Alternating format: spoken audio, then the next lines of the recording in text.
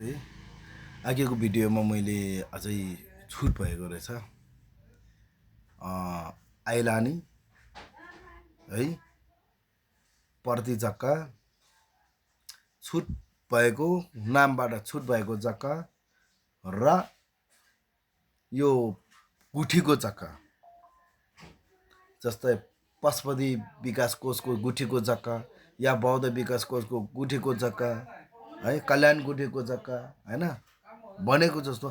धेरै गुठीको जग्गाहरू पनि छ है त्यो पनि छ त्यो चाहिँ कस्तो हुन्छ भन्दाखेरि बस्न चाहिँ ठिकै हो किनबेच हुँदैन चल अचल हुँदैन है जफत गर्न मिल्दैन त्यो पारको जग्गाहरू हुन्छ है फेरि त्यो जग्गा चाहिँ त्यस्तो हुन्छ आफूलाई लोन चाहियो भने हैन जग्गा राखेर अब छोरो विदेश पढाउनु पर्यो पैसा छैन घरै राखौँ न दितो भनेर त्यो राख्नु मिल्दैन त्यो गुठीको जग्गाहरू चाहिँ है अनि अर्को अर्को कुरो त मैले अघि भनिसकेको छु हो यी प्रमाणहरू भएको जग्गा चाहिँ हामीले किन्दैन किन्नु कुन कुन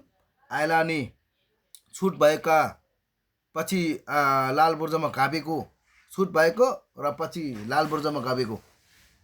है अनि एउटा प्रति जग्गा त्यो प्रति जग्गा भनेको चाहिँ के हो भन्दाखेरि अहिले जस्तै सुकुमवासीलाई गरिरहेको छ नि हो त्यो सबै प्रति जग्गा है कसैको नाममा भएको सरकारी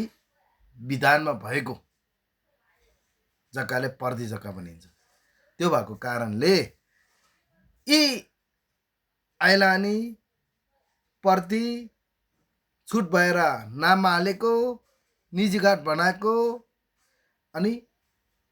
गुठीको जग्गा यी चारवटा जग्गा चाहिँ यी चारवटा नाममा भएको जग्गा चाहिँ सस्तोमा पर्छ है फेरि निजी जग्गाहरू जस्तै अहिलेको मूल्याङ्कनमा 50 आनाको 50 छ भने त्यो जग्गाहरू चाहिँ 20-30 मै आउँछ त्यस्तो खालको हामीलाई फेरि यस्तो सारको बीचमा सस्तोमा पायो पैसा गनिहाल्यो भनेर हामीलाई पैसा गनिहाल्छ है त्यो नगर्नुस् तपाईले त्यो पैसा यति सजिलो कमाएको होइन जस्तो लाग्छ मलाई तपाई विदेशमा बसेर होस् या आफ्नै देशमा पेशा गरेर होस् हैन दुःख र कष्ट गरेर दुःख र कष्ट सहेरै कमाएको धन हुन सक्छ खेर जान्छ फेरि है अहिले नै होशियार गर्नुपर्छ अहिले धेरै जस्तो सुकुमवासी ठुलो ठुलो बिल्डिङहरू भएको चाहिँ कुराहरू त्यस्तो भएर आइसकेको छ यो मैले निजी किनेको मेरै पैसाले किनेको थियो खास म सुकुमवासी होइन म यति विदेशमा यति वर्ष बसेर कमाएर ल्याएको धन भनेर आइसकेको छ कोही ठाउँमा है किन भन्दाखेरि थाहा छैन सस्तोमा भयो किनिहाल्यो हैन सस्तोमा भयो कि किनिहाल्यो अनि त्यो सुकुमवासीको प्रति जग्गा परे कि आइलानी परे कि कुनै गुठीको परे कि त्यसले वास्तै छैन छुट भएर पछि नाममा हालेको जग्गा पो परे कि प्रति जग्गाले कोहीले मेरो यो जग्गा छुट भएछ गरेर 2-4 लाखमै मिलाएर आफ्नो नाममा लिएर राखेर पछि अर्कोले भेजेको हुन पनि सक्छ क्या त्यस्तो जग्गा त्यस्तो जग्गाहरू चाहिँ हामीले कसरी हेर्ने त भन्दाखेरि मालपोत कार्यालयमा गएर लाल बुर्जा हेर्ने हो त्यो लाल बुर्जा सही छ ल ठिक छ अझै डाउट भयो भने भूमि सुधार आयोग विभागमा गएर हेर्ने हो अझै त्यो भित्र पनि राम्रो देखेन भने जेली विभागमा हेर्नुस् छर्लङ्गै हुन्छ कहाँ कुन ठाउँमा बाटो पर्ने रहेछ है जेली विभागको बाटो भन्छ नि ठेगान हुँदैन त कति 250 भन्दा बढी गराहरू भेटिरहेछ जेली विभागको बाटोले तर त्यो लाल बुर्जा नभएको हो त भनेर लाल बुर्जा छ के गर्नु हामी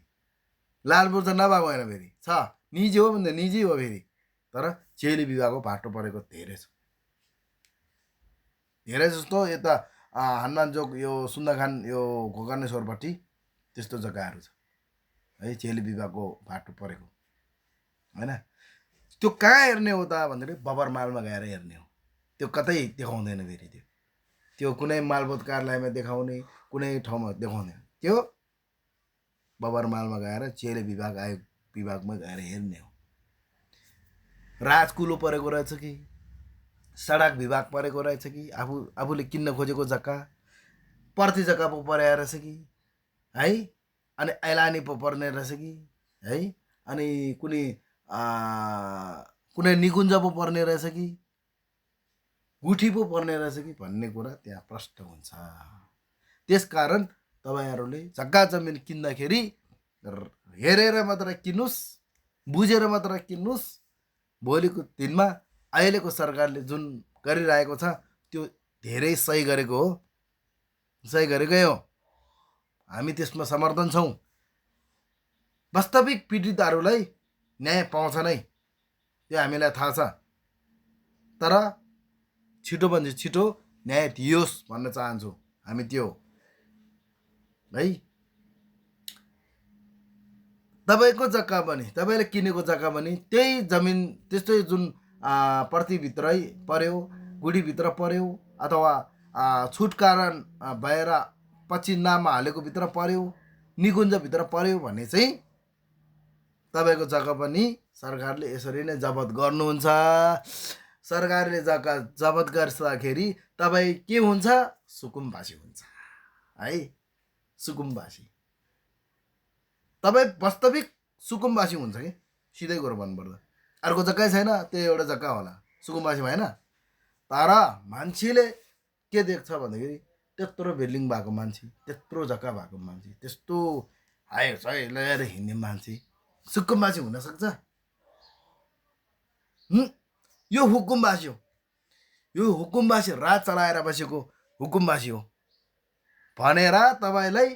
नाम हुकुमबासी व्यक्ति सुकुम्बासी लुजा त्यस्तो हुन सक्छ त्यसकारण होशियार गर्नु होला भन्न चाहन्छु हस् त धन्यवाद मेरो तर्फबाट